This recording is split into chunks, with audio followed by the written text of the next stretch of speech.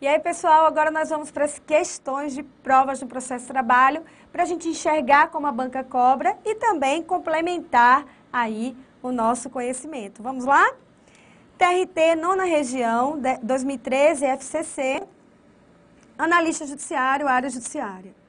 Em todo processo judicial, o conjunto probatório é fundamental para a solução do litígio. Lembra do coração? Lembra aqui do coração, né? Eu tenho aqui o coração, que é a prova. A prova é o coração aqui do processo. A consolidação das leis do trabalho possui regras específicas sobre provas judiciais. Sendo assim, as testemunhas não poderão sofrer qualquer desconto pela falta ao serviço, ocasionadas pelo seu comparecimento para depor, quando devidamente arroladas ou convocadas. B. As testemunhas comparecerão à audiência independentemente de notificação ou intimação, sendo que as que não comparecerem não serão ouvidas, ainda que seja requerido pela parte a intimação das ausentes. C. O juiz nomeará perito em caso de haver matéria técnica, não sendo facultada às partes indicação de assistentes técnicos em razão da celeridade processual que deve ser aplicada ao processo do trabalho. D. Apenas a testemunha que for parente até o 2º grau civil ou amigo íntimo de qualquer das partes não prestará compromisso e seu depoimento valerá como simples informação. E. O documento oferecido para a prova só será aceito se estiver no original ou em certidão autêntica, não podendo ser declarado autêntico pelo próprio advogado diante da sua imparcialidade. Da sua parcialidade. Vamos lá, letra A, qual é a questão aqui? Letra A. Testemunhas não poderão sofrer descontos pelas faltas aos serviços ocasionadas ali pelo seu comparecimento. Artigo 822 da CLT. Vamos verificar o que tem de errado ali nas outras questões, pessoal. As testemunhas comparecerão à audiência independentemente de notificação ou intimação, ok. Sendo que as que não comparecerem não serão ouvidas, ainda que seja requerido pela parte? Não. Vimos que, quando ela não comparece, serão intimadas de ofício ou a requerimento da parte. Isso está no artigo 825, parágrafo único da CLT. Então, isso aqui estará errado. Lembre-se que o sumaríssimo, somente se a parte comprovar que convidou e a testemunha deixou de comparecer.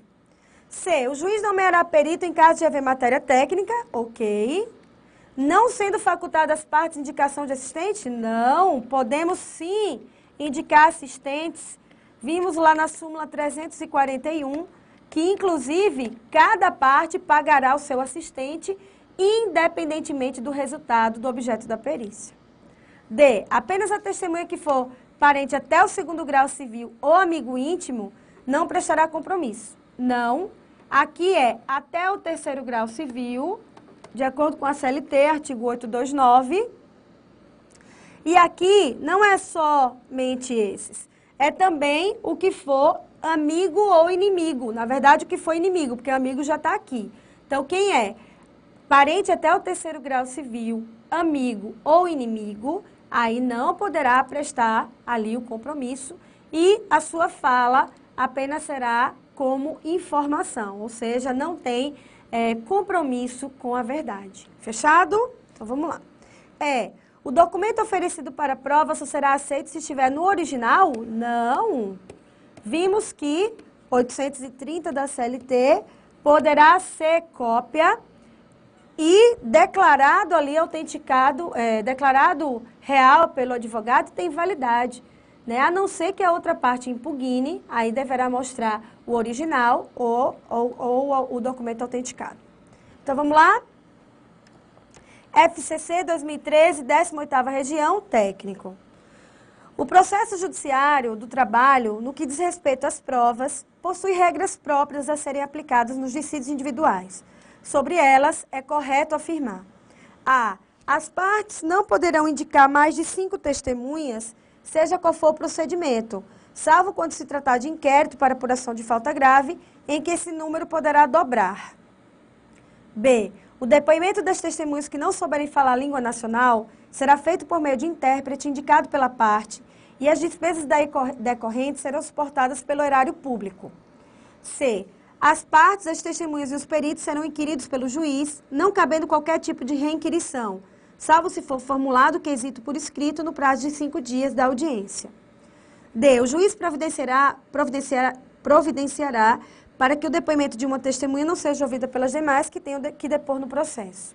E serão ouvidas as testemunhas que forem arroladas na petição inicial ou na contestação, não sendo ouvidas aquelas que comparecerem à audiência independente de intimação. Vamos lá? Então, aqui a gente está procurando a correta, não é isso? Correta. As partes não poderão indicar mais de 5 testemunhas, seja qual for o procedimento. Até aqui estaria certo, porque não tem mais de 5 testemunhas, a não ser no inquérito. Salvo quando se tratar de inquérito para apuração de falta grave, que esse número poderá dobrar. Não, o inquérito até 6 testemunhas. Ok? Até 6 testemunhas. O depoimento das testemunhas que não souberem falar a língua nacional será feito por meio de intérprete. Até aqui estaria perfeito.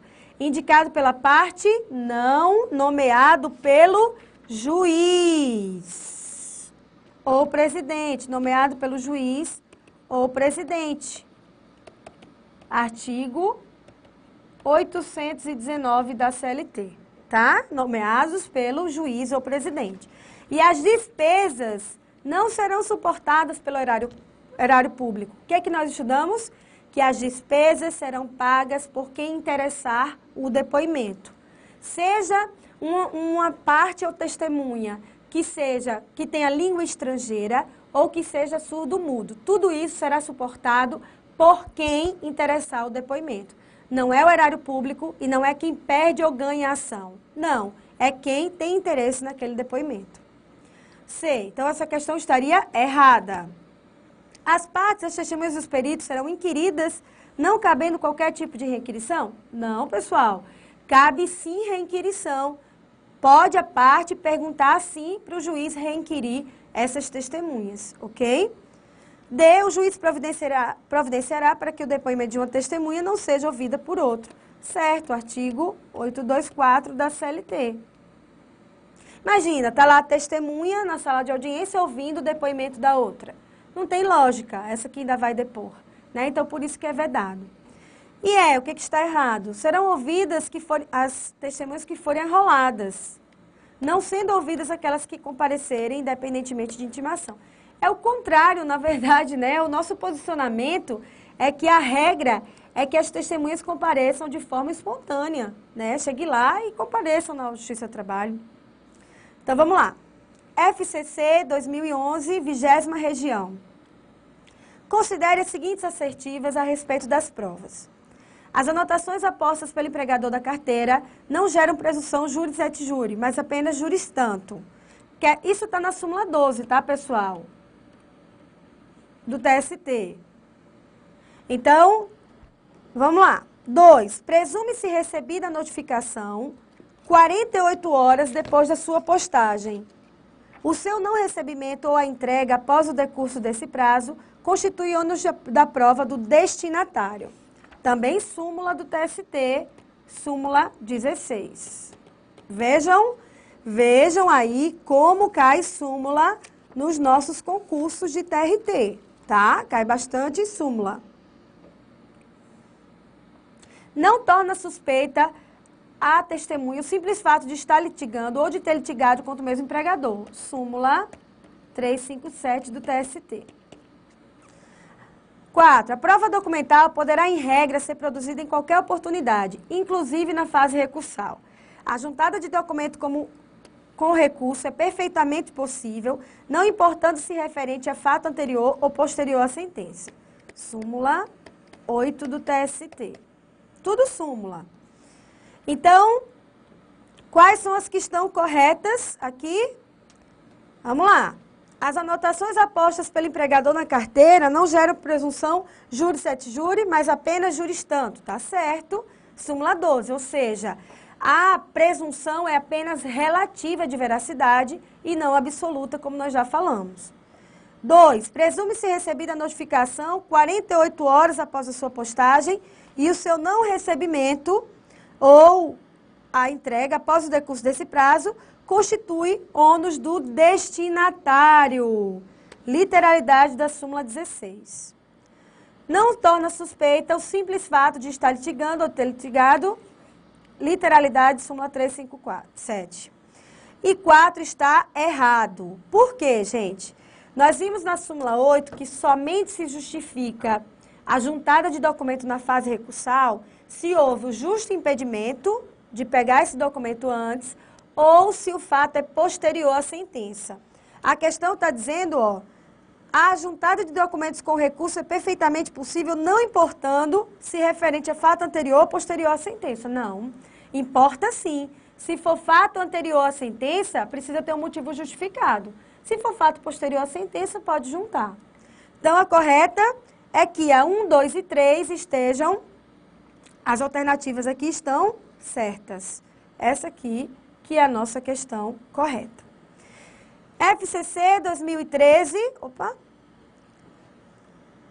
TRT, Quinta Região, Técnico Judiciário. Quanto à prova testemunhal no processo do trabalho, é correto afirmar que se diferenciam o rito ordinário e o rito sumaríssimo, em razão de: no rito ordinário, limita-se a 3 testemunhas para cada parte, e no sumaríssimo, limita-se a 2 testemunhas para cada parte. B, no rito ordinário, limita-se as 3 testemunhas, sumaríssimo as 3. C, no rito ordinário, 2 testemunhas, rito sumaríssimo, 2. Em ambos os ritos, número de testemunhas dá-se em função do conteúdo da petição e da contestação até o limite máximo de 6 para cada parte. E em ambos os ritos, a limitação do número de testemunha dá-se em função da matéria debatida. Não. Então, qual é a correta? Não. Letra A, 3 testemunhas para a parte no rito ordinário. Rito ordinário, 3 testemunhas e 2 testemunhas no rito sumaríssimo. Essa é a questão correta. Gente, rito ordinário até 3, rito sumaríssimo até 2, inquérito para apuração da falta grave até 6. Se for uma ação plurima com pluralidade de autores, a quantidade de testemunhas serve para todos. Não é, imagina, uma ação plurima, que a gente já estudou, com pluralidade de autores, porque tem a mesma matéria na ação e é em face do mesmo empregador. Então, tem lá 10 empregados como autores. Se é no rito ordinário, serão 3 testemunhas para os 10. Não é 3 mais 3 mais 3, não, tá? Se for rito sumaríssimo, 2 para todos. Então, a pluralidade de autores faz com que o número de testemunhas seja para todos. Agora, testemunha para o réu é somado. Então, eu tenho 3 réus e a ação é no rito ordinário. 3 para o primeiro reclamado, 3 para o segundo e 3 para o terceiro, porque senão isso fere a ampla defesa e contraditório, ok? Só mais uma questãozinha. Teve uma vez que eu vi uma questão que caiu numa das provas, que era assim: a empregadora levou 3 testemunhas para depor, certo? Uma delas era empregada dela, a outra era irmã da empregada dela e a outra prima da empregada dela, certo? E perguntava, era no rito sumaríssimo, se essas testemunhas eram suspeitas e quantas testemunhas poderiam ser ouvidas. Primeira pergunta, elas são suspeitas? Não, não são suspeitas. Por quê? Ela levou a empregada dela, é possível? É. A outra era irmã da empregada dela e não irmã dela, da parte, ou do representante da parte. Não era. E a outra era prima. Então, o caso era que você tinha que dizer que não existia suspeição das testemunhas e que era possível ouvir 2 testemunhas. Ok, pessoal? Até a próxima matéria. Até mais. Um abração.